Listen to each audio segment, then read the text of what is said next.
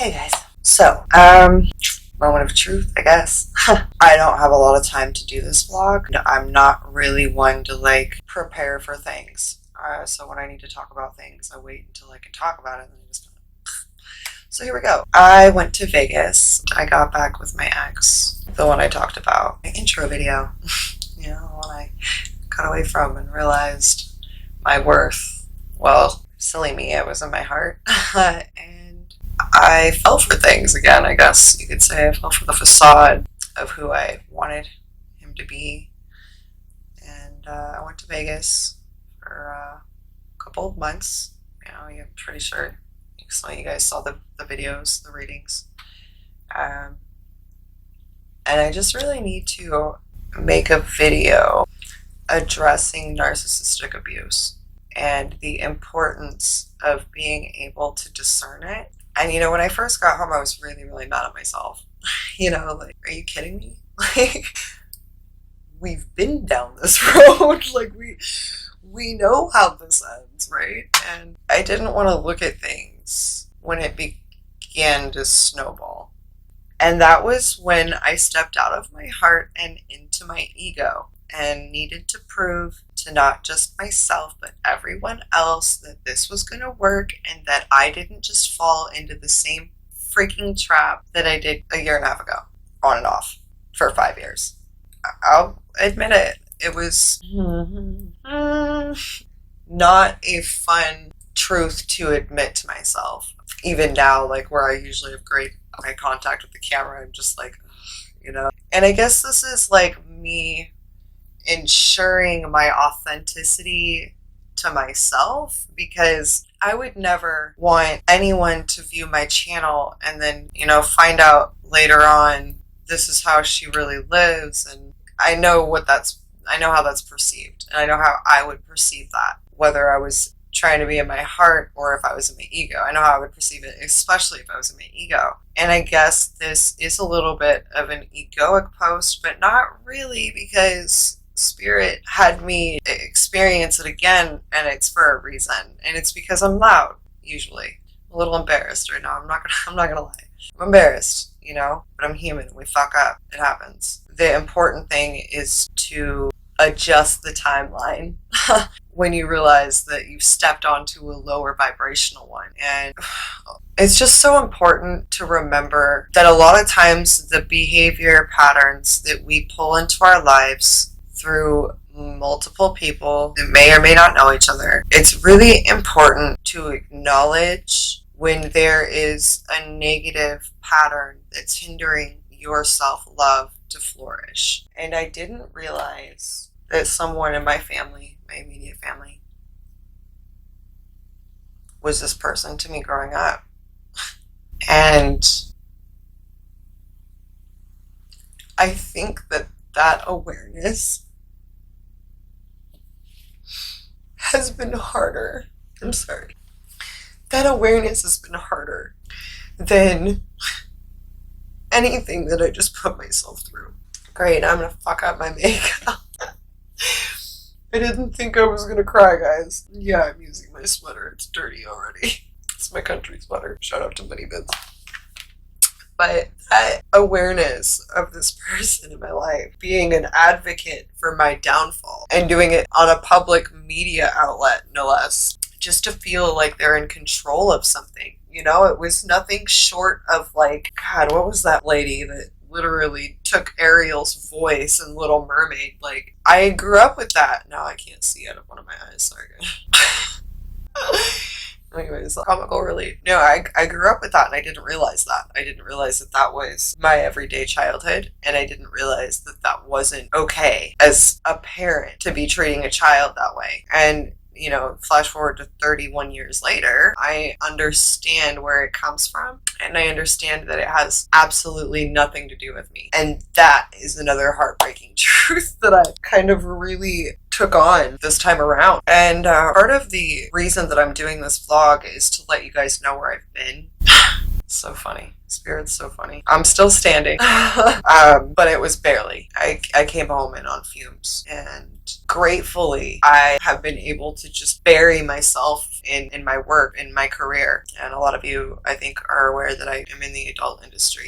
It has allowed me to take out my anger and aggression, female domination. Please don't flag this, YouTube. It's actually a really positive outlet for aggression rather than taking it out on, like, you know, unsuspecting humans, which is what a lot of people do. They project their pain, which is what I dealt with and was raised with my entire life. And coming out of that and coming out of this relationship that I just came out of while I was in Vegas, I had to cut out my immediate family. I mean, I had to cut out, like, everyone as soon as I got home from this, you know, where people would want to call them. I had to cut them out. And this isn't like a poor me post. This is just letting y'all know where I've been. You know, I made some stupid choices. And it was in my heart. I was so in my heart. I didn't step out of my heart till I got home. And then I dealt with some family things. And that was kind of what set me off, you know, because as a Libra, we don't really care about the outside world. We don't care what others think about us. If we're doing is right and we're living authentically, we're fine. We're cool. I don't care.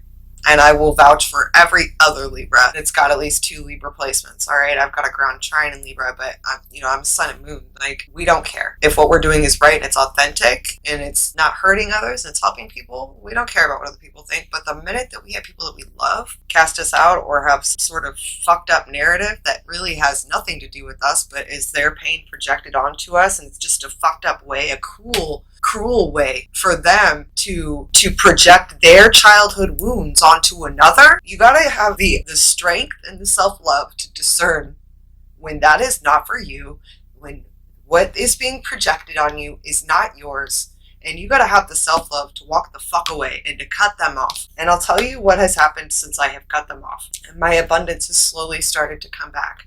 Now, for 2 months, I wasn't working. And, like, when I was alone, I was mentally fucked up. I couldn't work. Mental abuse is different than physical abuse, and it usually has some sort of physical abuse in it, but it is different in that it doesn't happen all the time. That person isn't always that way to you. And if you have high self-esteem, like, you could just be like how I was. You're like, damn, you're really a dick, and you don't really know that you're that much of a dick. Whatever. I don't care. When in reality, it's narcissistic abuse. And if you're around somebody for so long, that abuse starts to break down the demeanor, the character, the entire auric field of who you are. And that's what happened in Vegas. And I let it happen. I let it happen because I felt like I deserved it. We're gonna do this, aren't we? Yeah, we are. Wow. Okay. I have a 10-year-old. And when my father was sick with cancer and I left to go work in California, I had planned on being back in a year. And then my dad's cancer took a turn for the worst. And instead of being there for him and my family, I couldn't watch my rock crumble. And I ran. I ran from my family. And to this day, I deal with it. To this day, I deal with that very young, unaware choice that I made to leave her with him. And I still don't have that access as a mother should. And it has been the hardest thing in my life. And it was a choice I made. Finding the strength to love myself after I left one person in my life who was everything to me. He was my hero.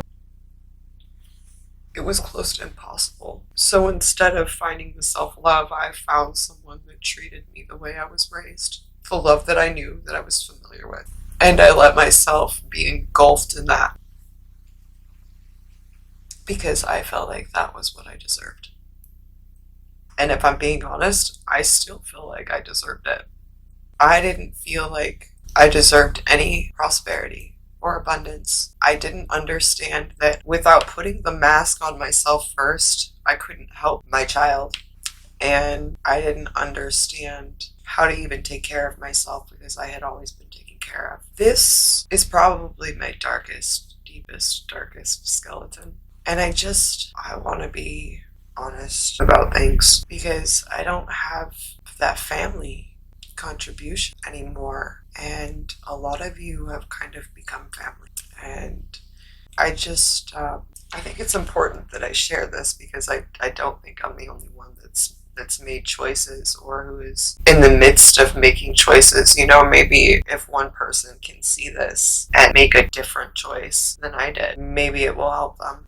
I don't think anyone can help anyone else until they've fully looked at who they are. And I'm at a place in my life where I'm just really looking at my choices. And I think one of the reasons that I need to do this is that not addressing it to the public with how I'm, trying to heal others through tarot and the like. I just think it makes me look, or maybe I feel like that. And so I project it onto how others may view me. But I just feel like I can't expect the authenticity from another until I'm fully authentic about myself. And I'm not doing this to invite questions about my personal life or my child. There's a reason that people don't see my child. Actually, I gave birth to a daughter, but my son has been gender fluid since he was 5 and prefers he and him over she. And that's also something that I still need to completely accept. And I don't think, even though I tell myself I accept it, I slip and say she and daughter rather than son, him. And I have a lot of people in my industry, who are gender fluid as well. And I want to be authentic and supportive of everyone because that's what I want for myself. I can't expect this honesty from others without being fully honest to myself. This is my truth. I got overwhelmed with things and I fell for something that was gold-plated, someone that was gold-plated. He met my son. I told myself that this was going to be like a marriage thing, that we would end up together. And I was just running again. So here I am. Maybe I should be running now, right? I'm really opening myself up to scrutiny here. But I'll tell you, once you're a parent who's been told that you cannot see your child, it kind of takes a lot to take you out. Because you've already done that to yourself, And if you're not a parent, well, if the only thing you care about are your fucking shoes, you can't possibly understand. So your opinions are irrelevant. I'm just going to put that out there right now for anyone in my industry who has any opinions about the choices I've made, because I'm sure there will be many. But this is my truth. And it doesn't matter what anyone else thinks about it, is it doesn't hinder the fact that it's there. And I'm dealing with a lot from the choices that I made when I was younger. And that needs to be addressed too, And if I can say anything to the younger generation, don't run. This time doesn't really exist. Time's linear. But that energy, the karma from the things that we do and then we run from, it will always catch up to you. And so there'll come a time in your life where you kind of look at things, you go, wow, that one choice turned into this big thing that got out of control. And I just really don't want that for anybody. I wouldn't wish it on even in my mind what I would see as the worst person in the world. I don't wish this on anybody.